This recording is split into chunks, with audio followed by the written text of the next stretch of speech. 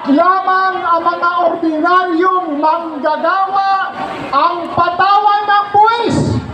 Ang mga pinakamayaman ay dapat ding bigyan ng mas progresibong taxes.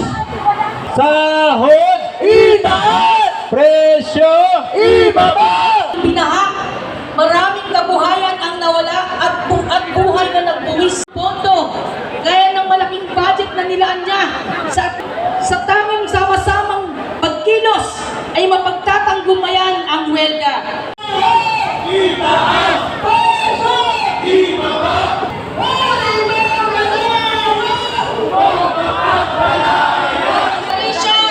Ang matigas at hindi humintong lumaban at naging poster ng Kumain isang kayanan, 759,000 na madala.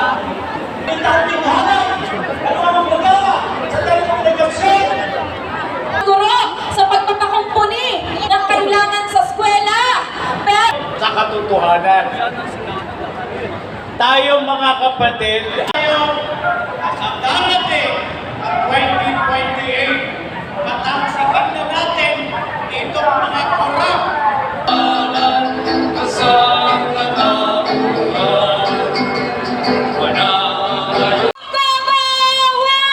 Pagpapagpala!